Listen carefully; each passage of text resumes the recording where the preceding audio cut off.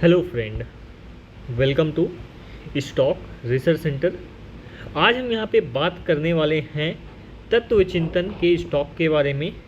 जो complete study है वो आपको यहाँ पे इस वीडियो में देखने को मिलेगी कि तत्व चिंतन के स्टॉक में क्या चल रहा है।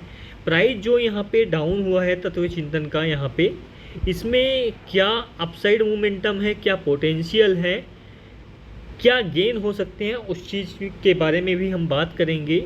ये जो वीडियो है कोई भी इन्वेस्टमेंट पर्पज़ से नहीं है, ये केवल यहाँ पे स्टडी पर्पज़ से है, एजुकेशनल पर्पज़ से है, क्योंकि स्टॉक मार्केट में प्रॉफिट भी होता है और लॉस भी होता है। तो प्रॉफिट और लॉस दोनों आपके ही होंगे, तो इसलिए कोई भी स्टॉक में निवेश करने से पहले अपने फाइनेंशियल एडवाइजर से कंसर्न करें, उसके बाद ही किसी स्टॉक में निवेश करें। तो चलिए यहाँ पे देखते हैं तत्व चिंतन का जो स्टॉक है उसमें क्या चीज़ें यहाँ पे हैं। सबसे पहले यहाँ पे तत्व चिंतन के यहाँ पे screener.in पे ये जो पेज है तत्व चिंतन का वो यहाँ पे ओपन कर लेते हैं। इस पे अगर आप देखेंगे कि इसका जो मार्केट कैप है वो यहाँ पे 4086 करोड़ के आसपास है, और इसने जो हाई बनाया था यहाँ पे 2650 का बनाया था और लो बनाया था यहाँ पे 1582 का।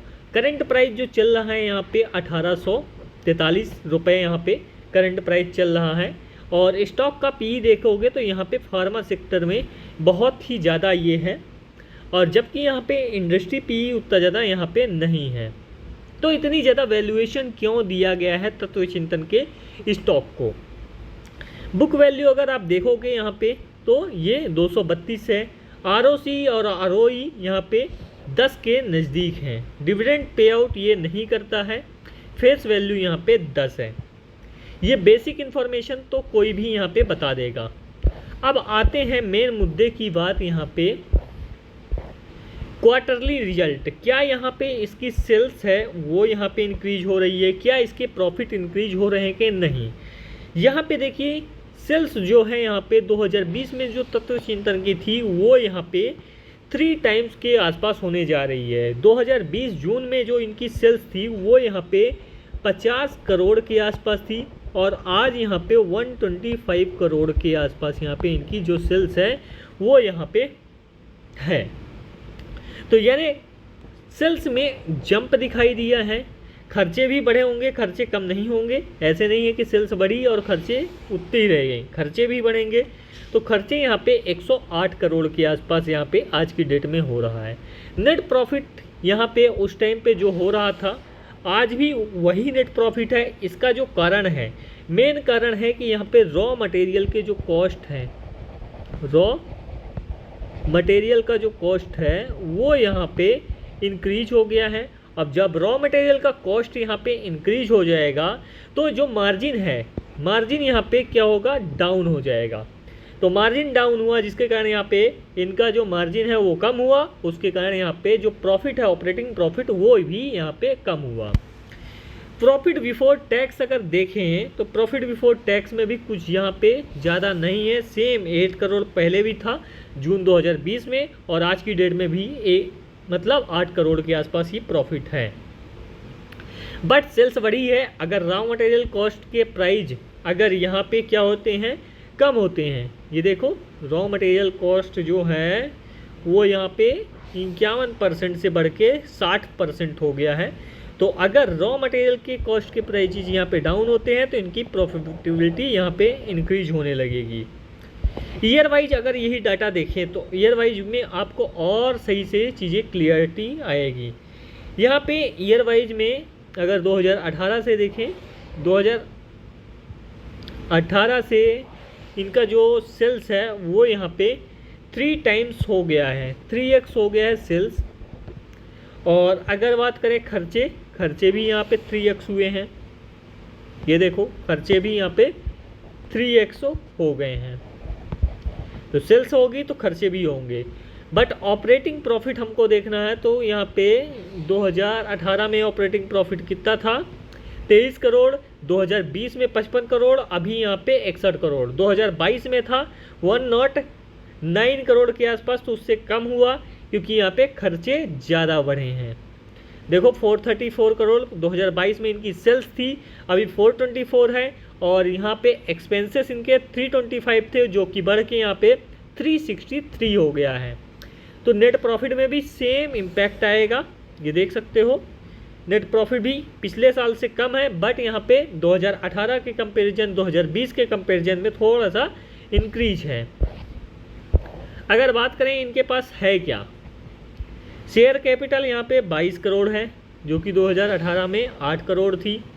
रिजर्व इनका 51 करोड़ से बढ़ के यहाँ पे 500 करोड़ पहुँच गया है, यानी मार्केट कैप का यहाँ पे मतलब 1/10 है, 1/10 अगर कर दिया जाए मार्केट कैप को, तो इनके पास रिजर्व इतना अमाउंट में है।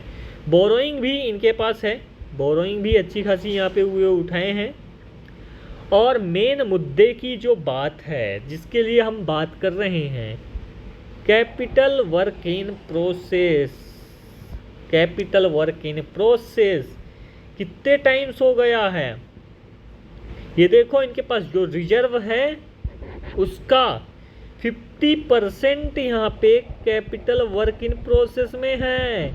और ये जो capital work in process complete हुआ तो इनकी जो सेल्स है वो अगर यहाँ से बढ़ती है, कितनी बढ़ेगी, अगर हमारा रिजर्व यहाँ पे 50% रिजर्व का कैपिटल वर्क इन प्रोसेस 50% है, तो यानी ये कोई ना कोई प्लांट डाल रहे हैं। तो 22 करोड़ अगर यहाँ पे पहले था, तो अगर ये 44 भी होता है, यानी कैपेसिटी डबल से तो ज़्यादा होने वाली है, ये चीज़ें क्लियर हैं। और कैपेसिटी डबल होगी तो सेल्स भी यहाँ पे डबल होगी, और मार्जिन अगर बढ़ेगा, यहाँ पे रॉ मटेरियल प्राइजेस यहाँ पे कम होंगे तो मार्जिन यहाँ पे बढ़ेगा, तो प्रॉफिटेबिलिटी इनकी ज़्यादा तेज़ी से बढ़ेगी। इसी कारण से मार्केट ने इसको हाई पी पे ट्रेड कराए हुए हैं, क्या high price to earning ratio पे ट्रेड कराए हुए हैं, जबकि इतनी वैल्यूएशन होनी नहीं चाहिए। तो नीचे के लेवल पे अगर अपॉर्चुनिटी मिलती है तो यहाँ पे पोजीशन बनानी चाहिए। ऐसी कंडीशन में मैं बनाने के लिए नहीं बोल रहा हूँ, बट बनानी चाहिए। DII ने भर के माल उठा लिया 11%, FII 3% के आसपास माल उठाया है, पब्लिक के पास जो 9% था वो अब यहाँ पे 5% बचा है, और प्रमोटर माल अपना बेच ही नहीं रहा है। तो ये यहाँ पे पॉजिटिव इम्पैक्ट दिखाता है स्टॉक के प्राइस पे भी और स्टॉक पे भी। तो ऐसी एनालिसिस आप अगर कर पाते हैं किसी स्टॉक के बारे में, तब आप कभी भी यहाँ पे मार्केट में पैसा बना सकते हैं। और ऐसी एनालिसिस नहीं कर पाते हैं तो पैसा बनाना थोड़ा मुश्किल हो जाएगा। अब यहाँ पे देखिए, ये जो प्राइस था, प्राइस एक्शन एक रेजिस्टेंस के जोन पे आसपास ये ट्रेड हो रहा है। कौन सा है? 1850। कितना? 1850 या 1855 होगा। तो 1850 का लेवल ये ब्रेक करता है, या जो भी हाईएस्ट होगा 1875 मान लेते हैं, तो ये ऊपर जाने के लिए रेडी हो जाएगा। और अगर ये जो जोन है ये ब्रेक नहीं कर पाता तो यहाँ पे ये नीचे ही अभी ट्रेड होगा, और ये ब्रेक करता है तो किस लेवल तक जा सकता है? ये जो रेजिस्टेंस बनेगा ये 1980 के आसपास तक का यहाँ पे रेजिस्टेंस यहाँ पे बनेगा इसका, जहाँ पे माल छोड़ा गया था, जहाँ से माल पकड़ा गया था। तो यहाँ पे कम से कम 140 पॉइंट यहाँ पे हैं। तो 140 पॉइंट के लिए यहाँ पे अच्छी अपॉर्चुनिटी है। वीडियो अच्छा लगा तो वीडियो को लाइक ज़रूर करिएगा, चैनल पे नए बने चैनल को सब्सक्राइब करिएगा, साथ ही जो बेल नोटिफिकेशन उसको ऑन कर लीजिएगा।